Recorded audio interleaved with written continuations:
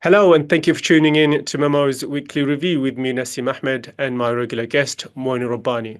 Hi, Mouin, how are you doing? Hello, Nassim. Always a pleasure and hope you're well. I'm fine, thank you. And this week, I want to get back to our usual schedule, which is to review the events of the past week. Last week, of course, you and I reviewed the past year, and I think that review has been received really well by many of our viewers. This week, as usual, we want to begin with the situation in Gaza, As we should. and as we should, and also discuss reports of a resurgence of Hamas.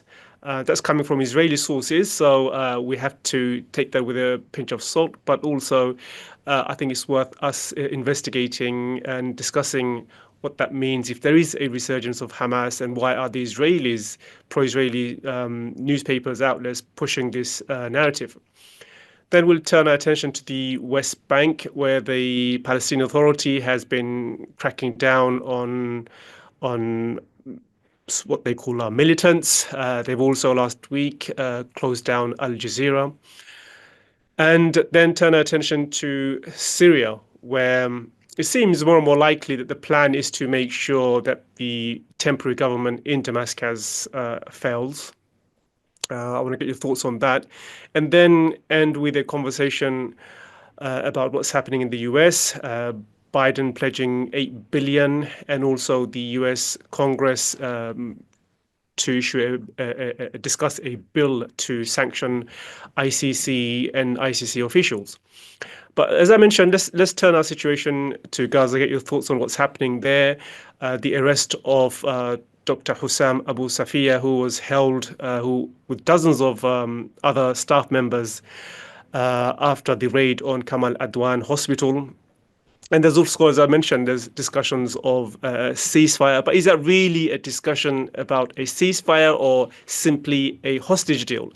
I say that on the back of a report of a letter that has been sent to Israeli Defense Minister Katz by a number of members of the current coalition government, wishing to uh, extend the policies, genocidal policies we've seen in northern Gaza to southern Gaza. So, at the one hand, we have Israeli officials wanting to expand what we've seen in the north, the deadly incursions and the famine and the decimation, into the south, while at the same time there's this so-called there's this negotiation taking place. But is this really a negotiation, simply some kind of a hostage deal that is being Right. struck?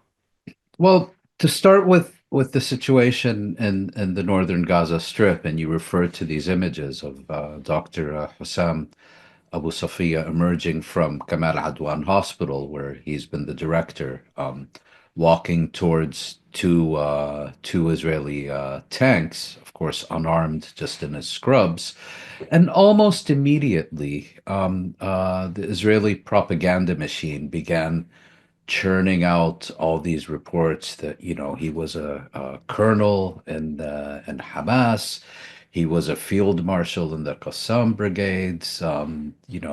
Incredible the orchestrated campaign of defamation, denial, and celebration. Because I think what's so unique about, or what's been so telling about Israeli propaganda and the propaganda of its apologists and flunkies over the past 15 months is that on the one hand, you have this absolute denial that anything untoward may be taking place, while at the same time celebrating this mass death, this mass murder, this genocide, as if it's the greatest thing since sliced bread. But getting back to the point, presenting Dr. Abu Safiya as a colonel in Hamas and so on, while completely forgetting to inform us that he had been previously arrested, and in contrast to many of the others who've been arrested, released without charge. In other words, they know exactly who he is. They know exactly that they have nothing on him, but nevertheless, in the service of this mass killing machine, they're prepared to defame anyone and everyone in any way, to prove the point. Now, the second thing I think that needs to be noted about the northern Gaza Strip is that even those who have been closely involved with developments in the Gaza Strip for the past 15 months, and I'm talking about, for example, aid workers and others on the ground, have said that what has been happening in the northern Gaza Strip for the past 2 or 3 months far exceeds in intensity and in horror anything else that we've seen in the Gaza Strip since October 7th. And it certainly exceeds, I would argue, what we saw in southern Israel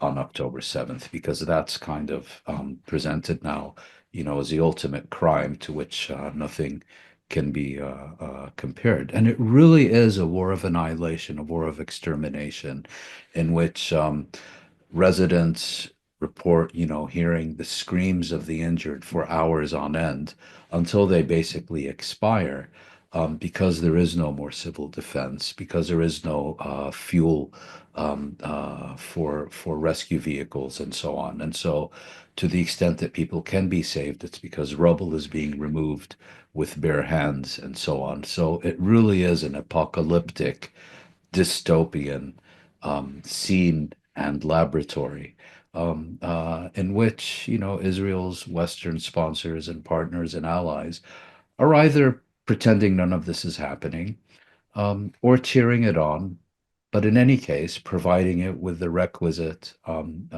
weapons deliveries, diplomatic cover, and so on. So one can well imagine that when the International Court of Justice finally issues its ruling on events in Gaza, it may or may not determine that Israel's entire campaign constitutes a genocide pursuant to the 1948 Genocide Convention. But I would argue that if it doesn't, it's inconceivable to me that it won't at least determine that what has been happening in the northern Gaza Strip for the past 2 or 3 months is indisputably a genocide. I know there was another aspect to your Well, question. the aspect to that question was there was a letter that was shared and I've seen on social media by reputable accounts showing how I think 8 members of the current coalition government in Israel, Yes, they members of request, parliament who are part of the coalition, if I'm not yeah, mistaken. Yeah. yeah, they sent a letter to Katz, the defense minister, asking him to expand the same war of annihilation in the north to the south, hoping to expel and ethnically cleanse the Palestinians out of the southern Gaza Strip as well. So the question being, on the one hand, you have negotiations taking place, and Yes. seems the main aim is to completely annihilate Gaza, not just the north, all of Gaza. So the question is simply, is this current negotiation that's taking place in good faith, or simply to make sure that the hostages are released, but there is no ceasefire? There is no end to the genocide, as Hamas would like, as everyone in the world would like to see, an end to the massacre and the killing. Well, I think, anyone who, after 15 months of these talks, believes the Israelis, or for that matter, the Americans, are in any way negotiating in good faith, is eligible to purchase a beautiful bridge in Brooklyn at an amazing discount.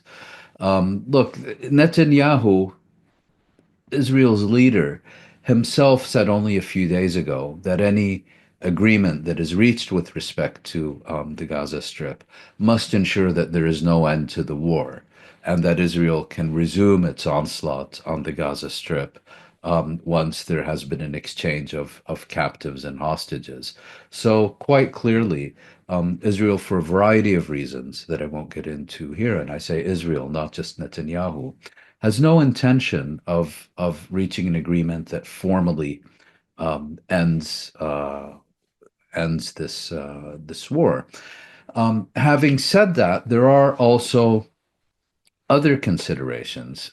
Chief among these is the growing pressure of Israeli public opinion on the Israeli government to reach a deal so that Israel can retrieve its captives and hostages.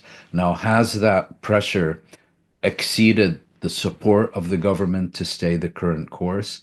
I don't think it has, and it's questionable whether it will in the foreseeable future.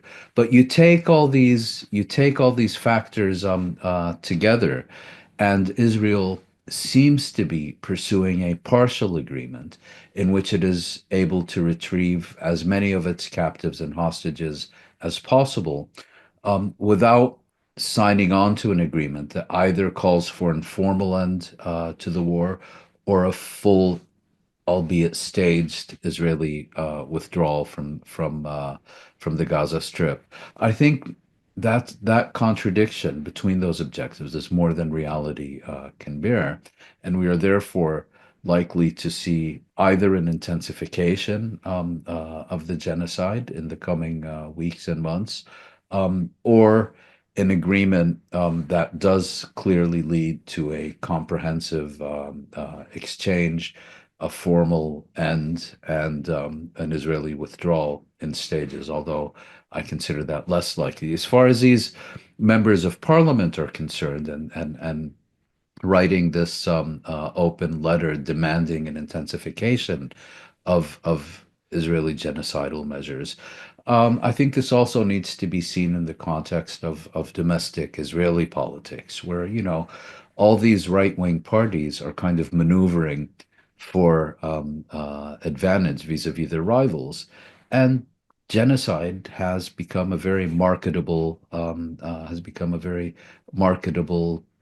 phenomenon in Israeli politics. It helps you get ahead rather than placing you beyond the pill. And certainly, when you're talking about, the systematic destruction of the Gaza Strip and replacing it with seafront Jewish settlements and all the rest of it, well, for these right-wing politicians and parties, it's a selling point that generates rather than repels votes.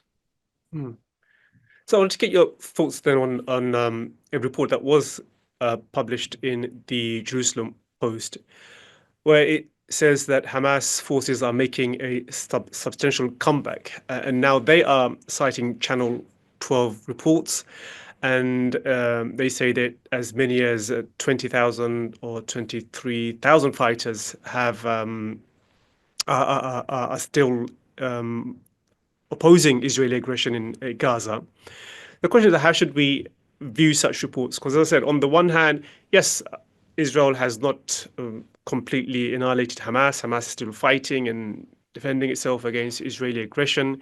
But on the other, as we just spoke about, Israel is seeking to continue and expand its war. And a report like this would provide justification for Israel to move into southern Gaza in the way it has in northern Gaza. Of course, Israel has bombarded southern Gaza as well. We shouldn't, we should make that point. But the policies have been slightly different. But if Israel was seeking to pursue the same strategy in the south, then having stories about Hamas regrouping, Hamas posing existential threat to Israel would be the kind of story you would want to present to the Israeli public to justify another year-long aggression against Palestinians in the south. Yeah, I mean, all these, Israeli statistics about Hamas can really be taken with a grain of salt, because they throw out these numbers, for example, on Hamas military casualties. They throw out these numbers. There's never any attempt to substantiate them with anything approaching any level of detail. So you look, for example, at the casualty statistics that are produced by the Ministry of Health in Gaza. It comes together with name, age, identity number, gender, and so on. And it's so credible and detailed. And that's why you have these charlatans like the Henry Jackson Society and Andrew Fox trying to defame and delegitimize them. But then you go to the Israeli statistics about Hamas, and they simply throw out numbers. There's no substantiation. There's no underlying and supporting evidence, and their numbers have been all over the place. You know, sometimes their total numbers of Hamas military casualties are less than they were a few months earlier. How does that happen, if your statistics are in any way credible? And similarly, regarding this Jerusalem Post, or this report published in the Jerusalem Post you're referring to, we don't know whether what we're talking about is that Hamas has been less damaged than Israel has claimed, which is probably the case, um, or whether it is now recruiting at a faster pace because of the genocide than it was able to previously, which may also be the case, and to what extent there is a genuine resurgence. I mean, Hamas is still fighting intensively in the Jabalia refugee camp, which has been under siege now for something like 80, 90 days. So I'm not sure the term resurgence, which implies that there was nothing there and now it's back, is really the right one. But certainly, as you suggest, for Israeli propaganda and policy purposes, it's very convenient to say, we thought we'd gotten rid of these people, and now they're back in full force. So we need to intensify our genocidal campaign to ensure we clear them out. So again, all these numbers, we thought there were 12,000, but they're really 100,000 and so on. These numbers are absolutely not credible, incredible in the literal sense of the term. And there's no reason to take them seriously. And rather, as you suggest, we should be looking at the political and the policy motives behind the production and release of such numbers. Talking about claims, one claim that seems to be more and more unlikely is the claim about Hamas using rape as a weapon of war. So there was another report this week. Again, a lot of these reports come out from Israel. Many of our Western newspapers would never dare to publish these findings. So this is basically a finding, a report which throws doubts and question marks over the rape allegations on 7 October. And the report in Ynet News, it spoke to Moran Gaz, who until recently led the Security Cases Division at the Southern District Prosecutor's Office in Israel, and was a member of Team 710, responsible for cases involving captured Palestinians in connection with 7 October. So that's his job, basically to record and prosecute those who were captured on 7 October. And he comes out and said that what was presented in the media about rapes on 7 October is completely different to reality. And he goes on to say that either because the victims were murdered, meaning we will never know if there was any rape because the victims were murdered, or because the women who were raped aren't willing to come out and expose it. And but the question is, there is another simple explanation, which is that maybe no rapes occurred, which is why there is no rape allegation from 7 October, as Ynet News has reported. It's simply inconceivable that there was rape on 7th of October, but that Israel has not initiated a single court case to deal with this. I mean, if you look at the level of false and fraudulent propaganda they put out, literally beginning on October 7th and until today. I mean, you look at social media, and you look at, for example, Israel apologists, racists, Islamophobes. It's for them an article of faith, that not only was a rape on October 7th, but there was mass rape. There was an organized campaign of systematic rape. And somehow now the Israeli legal system can't charge anyone with a single rape because supposedly the victims are dead. Well, if you can't start a court case when the victims are dead, does that mean no one ever gets tried for murder? I mean, come on, it's quite clearly, as I completely agree with you, they haven't found the evidence, and not because the evidence has been so difficult to find. They've been manufacturing false evidence for well over a year. It's because they haven't found any significant evidence. They haven't even found enough evidence to hold a sham trial. That's how bad this is. And again, to add to what you're saying, I mean, it's just amazing how much has been generated on the back of what is really baseless allegations. I mean, if these allegations were true, um, then of course there should be more evidence. But not only that, the baseless allegations have been used to, we would now say, to justify the genocide we've seen over the past 15 months. So that's more of an outrage. And also the fact that Western media will never report on something like that, which is being reported by the Israeli sources. That's another indictment of the Yeah. way our media has become so complicit in this genocide. Yeah. No, Let's turn to did you want to add no, no, something? no, Sorry. I'm good. Yeah. So going to the West Bank, we touched on this last week. The Palestinian Authority cracking down on so-called militants. It's made something like 262 arrests. So it seems like the PA is doing exactly what it's been designed to do since its formation during the Oslo Accords. And also last week, it closed down Al Jazeera. And a PA official actually came out and said that it's not the Palestinian Authority's job to shoot at the Israelis, but it's our job to, of course, by deduction, I'm saying, to shoot at the Palestinians, not the Israelis. So it's quite a development at, to see exactly what the PA has been designed and what its role has been, and it's implementing its role uh, to the T. Yes, I mean, it's Israel's Palestinian Authority. This is the Palestinian equivalent of what was previously known as the South Lebanon Army, Israel's surrogate militia in southern Lebanon during the occupation there. And it was always implicit that this would be the role and function of the Palestinian Authority.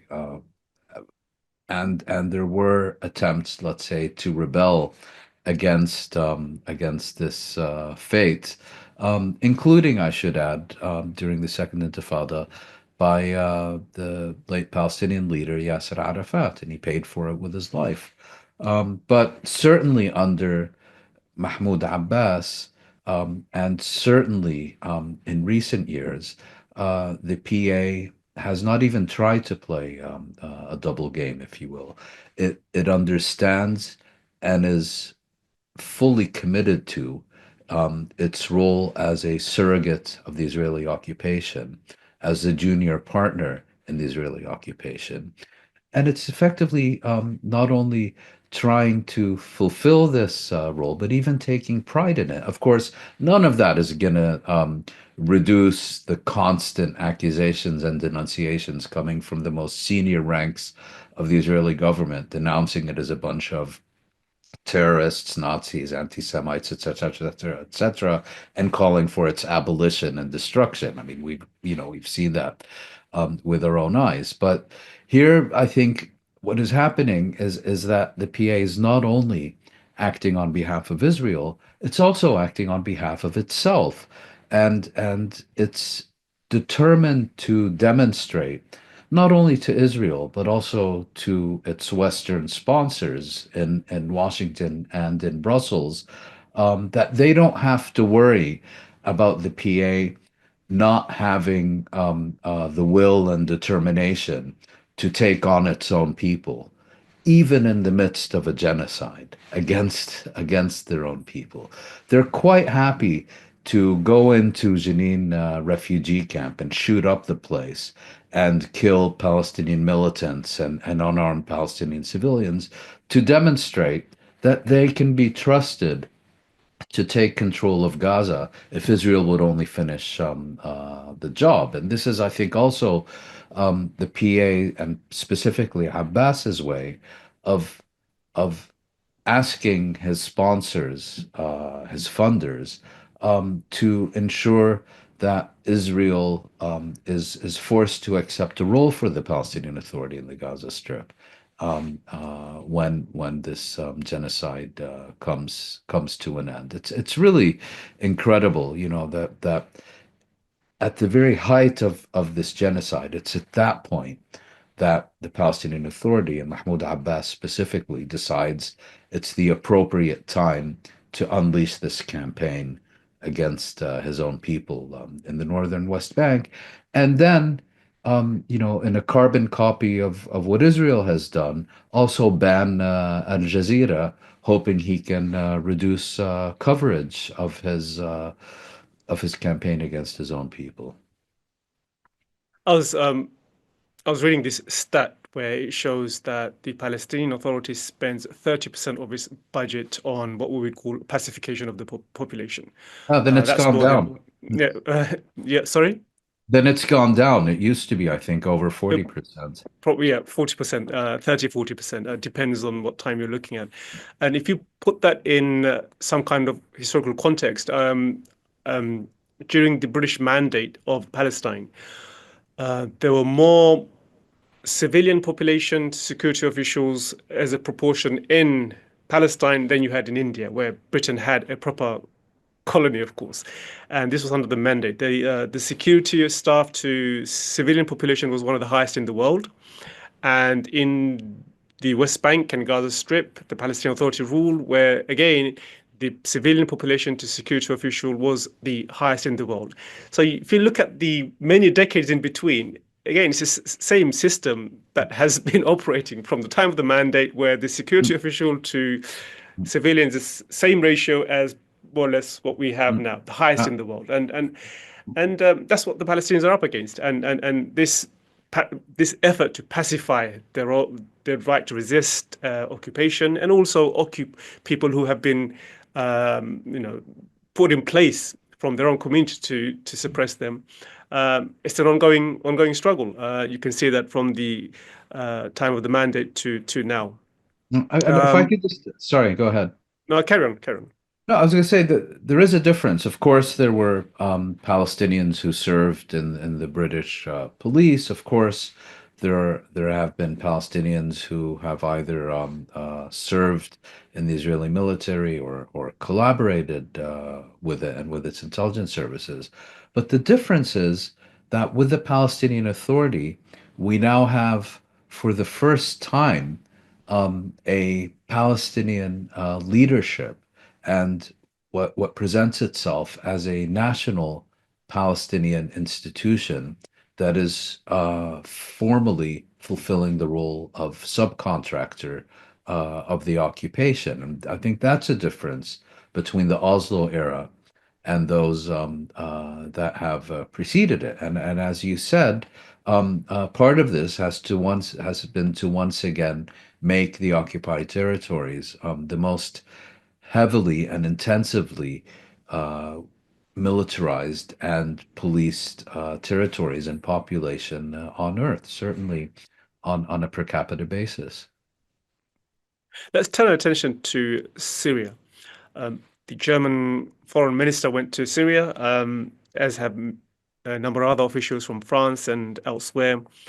And the big news that came out last week was that they will not be lifting sanctions on Syria. Of course, many will say, those sanctions were placed on Bashar al-Assad. Now you have a new government, new regime. Why don't you lift those sanctions and allow the new fledgling government and country to, thrive and grow? But everything seems to suggest that the plan at the moment is to make sure that this new government in Damascus fails. What do you think?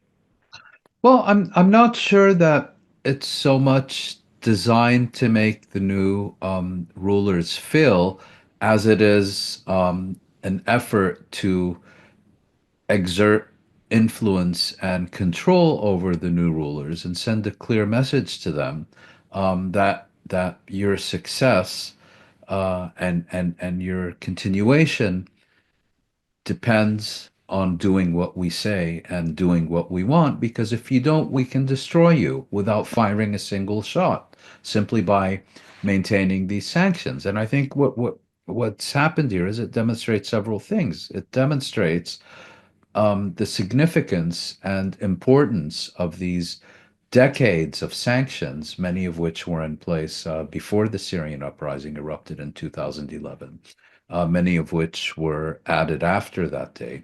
I think they were a very important part of the story, explaining the disintegration and collapse of the previous Syrian regime and the ease with which it was overthrown. And the other thing, of course, and I think Asad Abu Khalil pointed this out recently on Twitter, is, advocates of these sanctions kept claiming that they were perfectly legitimate because they targeted only illegitimate leaders and not the population at large, and that therefore they should be sustained and even intensified. Well, now that those leaders are gone, why are these same people now demanding the lifting of sanctions if they supposedly didn't target the population at large? Clearly, they did. And this is a way for those imposing the sanctions, which again are not international sanctions. They are bilateral sanctions imposed by the United States, by the European Union. Um, which also claimed, this was an effort to target and weaken Bashar al-Assad. Well, he's in Moscow. Increase your sanctions on Russia if that's really why you're doing this. But it's an exercise in control, it's an exercise in influence, and it's a warning shot. Do what you're told or else. Yeah. So the next story kind of ties in with what we've just been discussing about Syria, and some will say one of the reasons why Assad has been deposed by the CIA, and whatever you believe in that narrative, that is, it is to directly go after Iran and weaken Iran. And now that Iran has been weakened because Assad has been deposed and Hezbollah almost is non-existent at the moment. I shouldn't say that. I mean, very much weakened as well. Um, that Biden is now speaking about in recent weeks of attacking Iran's nuclear facilities. If the Iranian regime, breaks through, gets closer to acquiring nuclear weapons. How likely is that in your point of view? I mean, Biden's only going to be in office for another 3 weeks and then he's out. I mean, why make these pronouncements right now when you're in the office? Do you want the last act of your administration to be starting another war in Iran? But why is he making those pronouncements? With Biden, in Biden's case, it absolutely wouldn't surprise me. We've learned certainly over the past year and a half. I mean, it's been clear for decades. Um, he's animated by a fanatic devotion to Israel. He's incapable of distinguishing between Israeli and U.S. interests and agendas and priorities. On top of that, it has also been the position of the United States for many years that it will do everything within its power, including the use of military force, to prevent Iran from becoming a nuclear power. And this raises a question. What does preventing Iran from becoming a nuclear power mean? Does it mean an Iran that has actually manufactured a nuclear device, um, or an Iran that has a proven capability to manufacture a nuclear device if it so chooses? And the other advantage, I think, from Biden's perspective is he can throw this hand grenade that into the Middle East that will explode just as his reviled successor, Donald Trump, is coming into office and would have to immediately confront a crisis and take decisions about sending U.S. troops into harm's way, which he has pledged not to do and apparently doesn't want to do. So there are all kinds of, I think, strategic and more narrow partisan calculations that entered into this discussion. Having said that,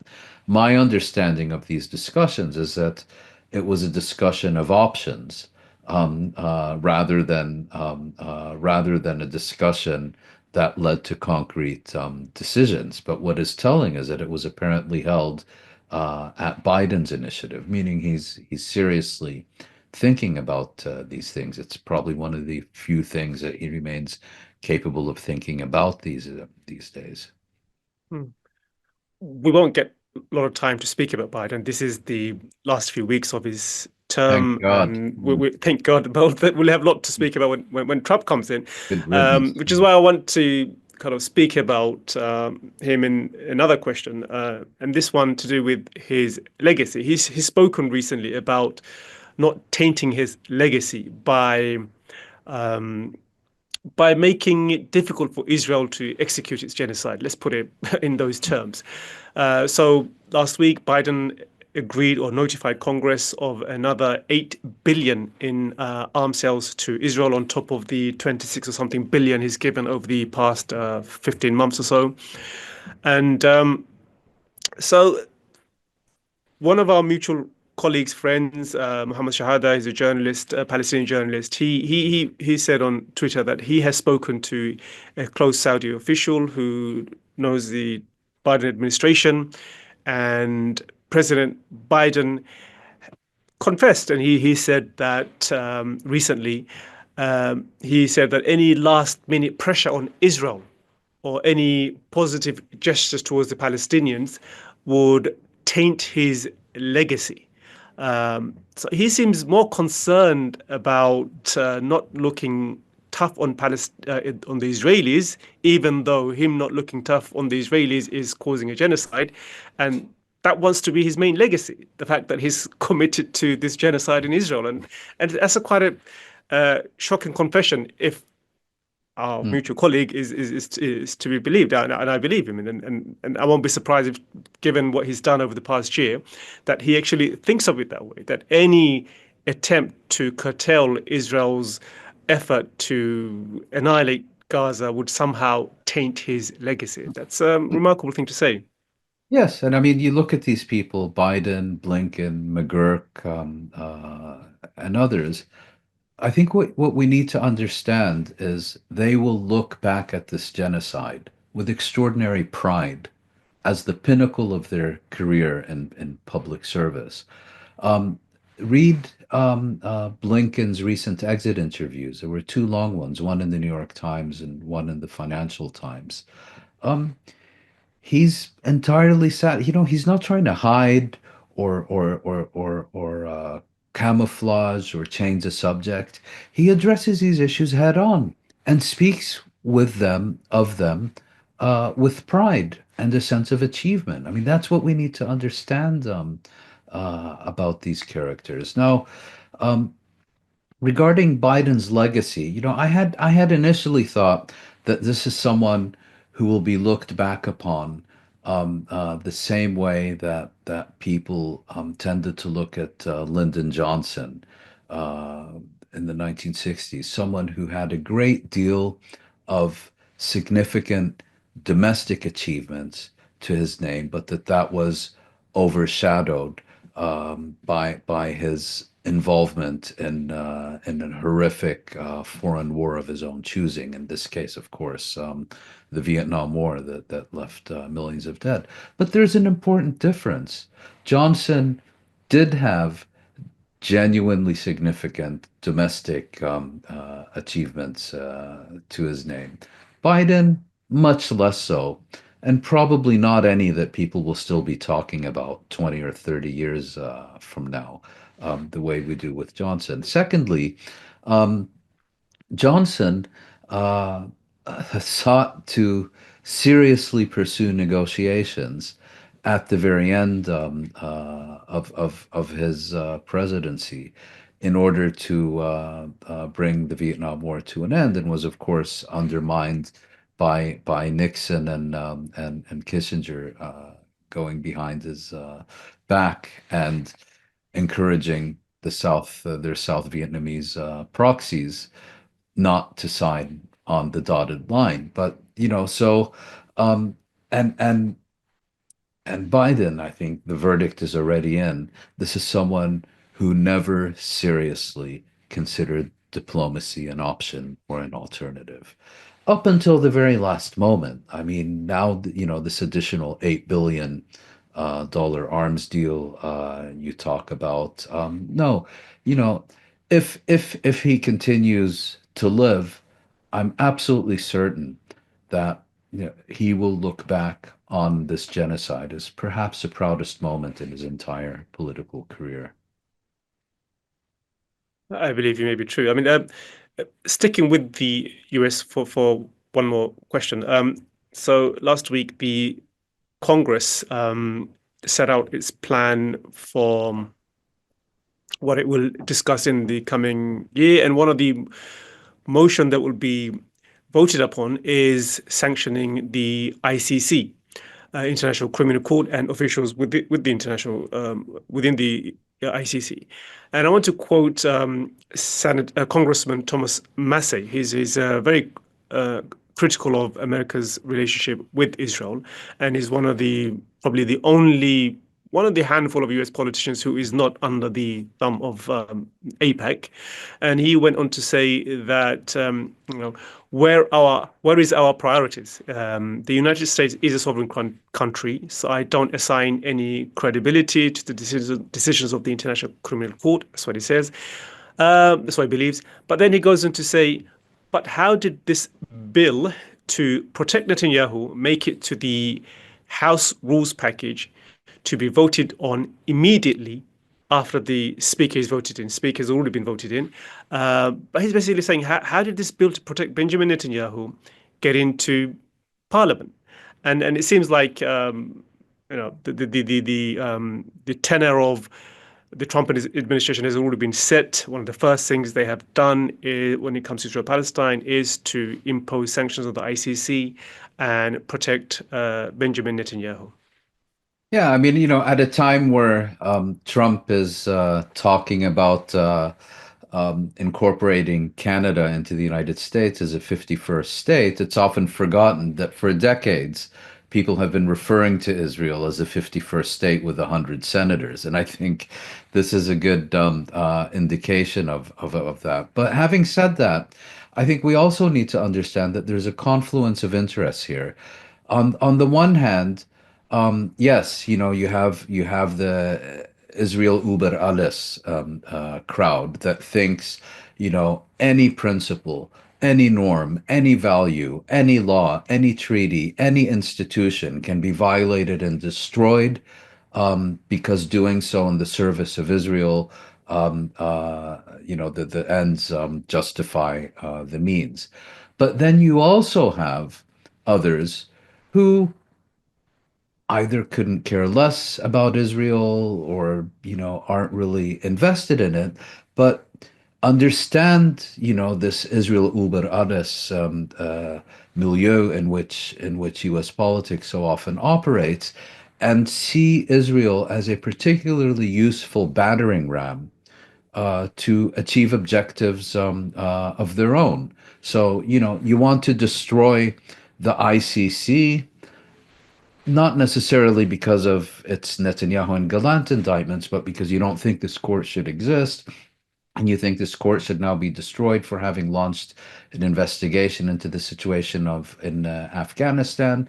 Well, use Israel as the ideological battering ram to destroy it. You want to destroy free speech in the United States. Well, use this IHRA anti-Semitism hoax to set all the legal precedents, and then deploy them however you damn well please. I mean, so you have this confluence of interests here.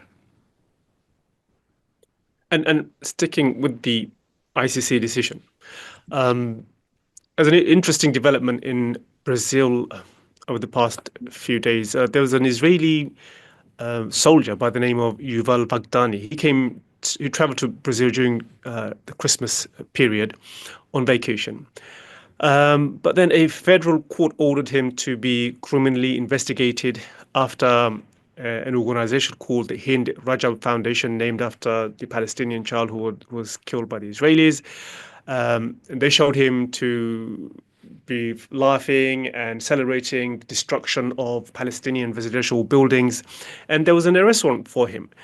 And now somehow, following that, there was an attempt for him to escape, and it seems like the Israeli embassy itself helped him to flee Brazil. So these cases are being led by civil society groups, as I mentioned, in this case, the Hind Rajab Foundation. they're employing tools at their disposal. We have something similar in the UK as well, by a number of pro-Palestinian organizations. But what was interesting to me is how an Israeli official said that this cannot happen. We need to put pressure on the Brazilian government to stop this kind of harassing, as they would say, of Israeli soldiers. How dare they? How dare they do that? So, I mean, with Trump coming in with what we and with the tenor of his governance being, very macho, and we see how he's empowering individuals like Musk on social media. Uh, do you expect these kind of attempts, which at the moment are taking place in various parts of the world, Brazil, UK, and other parts of Europe, there will be less room. There will be less room for Mm. civil society organization to take responsibility to hold Israel to account, because states aren't doing this. And now states will be forced or pressurized to stop this tool being used by civil society groups. How do you think this will play out, in the coming year or so when Trump comes into power? Do you think even this freedom that civil society groups have to seek prosecution of Israeli soldiers when they travel to various countries, that will also be taken away? How do you think this will Mm. play out? Yeah, I mean, let's be realistic. Israel has never been held accountable for its crimes against the Palestinian people, and Israel is never going to be held accountable for its crimes against the Palestinian people. That's the unfortunate reality we have to deal with. If any of these individuals are going to be held accountable for their crimes, it's not going to be through a national or international court of law. Far from it. And Israeli impunity has is a foundational principle of the West's rules-based international order, and they won't allow it to be significantly challenged. And I think what we will be seeing during the Trump administration, perhaps quite early on, is the destruction of the International Criminal Court. I don't think it's going to last very long, given the enormous pressures that are going to be placed on it. And I should also add, I don't think the Europeans will cry too many crocodile tears over it. The ICC has served its purpose. It's gone after Africans, it's gone after Putin. Now that it has a temerity to go after the Israelis, might as well be done with it. We'll see a few crocodile tears, but everyone, I think, in the West will be happy to see it removed to the dustbin of history. I don't think Israel takes these threats particularly seriously, in the sense that they believe that their leaders and soldiers are actually going to be arrested and imprisoned and put on trial and convicted. But at the same time, one can understand that they don't want to take any risks, because there's always a possibility that something can go wrong. And that explains the speed with which they've moved in Sri Lanka last month, in Brazil this past week, um, uh, because it's not a risk they can afford to take. Now, of course, like a good Nazi, the soldier ended up being smuggled out to Argentina, which has a history of providing refuge to such people. But so what I think is happening is Israel is acting on the basis of abundance of caution, because I think they understand as much as the rest of us. The idea of an Israeli being convicted in a national or international court for crimes against Palestinians and then actually serving a prison sentence, that's simply not going to happen. Um, but regarding the other aspect of your question, yes, I do think there will be a concerted, orchestrated, well-funded, well propagandized, if you will, campaign that will seek to target and reduce the influence, and ultimately to destroy, to delegitimize, to criminalize actions, organizations rather, such as the Hind Rajab Foundation, which is doing extraordinary work of using what little margin for maneuver there exists to seek to hold these criminals accountable for their actions. Yeah, and one of the things that pointed to just the current hysteria is on Twitter, people sharing the address of Hind Rajab Foundation, saying There you this is go. their address, almost, encouraging people to spread incitement physically from social media to from X to on the ground, and I want to end on that, just discussing X and Elon Musk and what he's been up to over the past 2 weeks. I mean, clearly, I mean, the way I look at it, he is suffering from some kind of mental derangement. That's what's happening to him, spreading so much false information and lies on social media. And one thing that struck me is just the sheer number of pro-Israeli radicalized Zionists that support and peddle the same narrative, pushing the same agenda, anti-Muslim, uh, you know, vilifying Muslims, Palestinians as well, and also the number of UAE accounts that are pushing the same Musk narrative, and I find that really disconcerting, especially given how much influence he has, and also the fact that no one can really hold him to account. He's not like a politician. A politician, when he makes public pronouncements, you can question him, you can, grill him, but Musk will never subject himself to this kind of questioning, grilling, even though his impact on the ground, on the lives of billions of people in the world, is way more destructive than anything any probably head of state could manage. So we are entering a really dangerous time, and I just want to get your thoughts on that, Yeah. on the fact that Well, Musk seems to be de-escalating into some kind of I would say, a Frankenstein monster. yes, I mean that's how plutocracy works. The United States is a plutocracy, now increasingly explicitly so, and under the rules of the game in the United States, it's considered perfectly legitimate for a deranged fanatic extremist billionaire like Musk to purchase a platform like Twitter, um, uh, basically make it his private property and do whatever the hell he wants to do with it, even if that is primarily circulating all kinds of radical, racist, Islamophobic, pro neo-Nazi propaganda. That's considered perfectly legitimate in the United States. Regarding Musk personally, we have to remember this guy is a product of South Africa's white minority regime, the old apartheid regime, with whom Israel was perhaps its closest ally after the United States. It's widely believed that they detonated a nuclear device together in 1977, and also a country in which uh, the great majority of Muslims were South Asians. So, wrong color, wrong religion. And he's now basically on a crusade to turn the entire world into a far right dystopia. And to give you an idea of how his mind works, he published this opinion piece in a leading German newspaper last week, I believe, in which he put forward the position that it's only the neo-Nazi Alternative für Deutschland, AfD party, that can save Germany, I think were his words, as a result of which the newspaper's opinion editor resigned. And when asked about this, he said, I'm an investor in Germany, so of course I have the right to participate in its politics.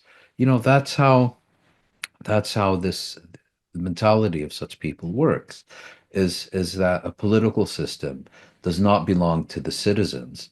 It does not belong to the voters. It is to be owned and operated by the investors, in which, $1, one vote. Mm. And then, of course, in his defense, he will say, I'm a private citizen, I can do whatever I want. But the only problem is he's making impacting public policy. And as a result, he's having a very public impact. But no one can hold him to account. If But even yeah, sorry to interrupt you, but I think this is a really interesting point because now that Musk is going off the deep end, and supporting AFD in Germany, Nigel Farage in the UK. Well, not anymore. I Tommy think Robinson, Nigel Tommy Farage is now, Robinson. Sorry, yeah, Tommy yes, Robinson, he's yeah, gone even shifted even further. further to the right, and similar characters all over. Now all of a sudden, people are realizing how horrible it is, to have a single lunatic own and operate a platform as significant as Twitter. But when you have, as we were discussing earlier today, all the major mainstream corporate news media basically acting as Israeli stenographers for an entire year in the midst of a genocide and not even having the courage to cover stories the same way that the heavily militarily censored Israeli press does. Well, what exactly is the difference here? Why is that acceptable, but this unacceptable? Hmm. As always, Moin, it's a pleasure to listen to you Thank and you. interview you. Thank you for tuning in. That was my guest, Mouin Rabbani, joining me, Nassim Ahmed, for our weekly review show. Bye bye.